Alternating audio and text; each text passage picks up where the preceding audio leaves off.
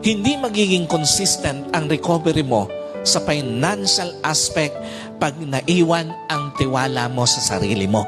Kailangan habang nare-recover yung nawala mong yaman o kabuhayan, kasabay nun, nare-recover din yung iyong tiwala sa iyong sarili para maging consistent ang iyong recovery.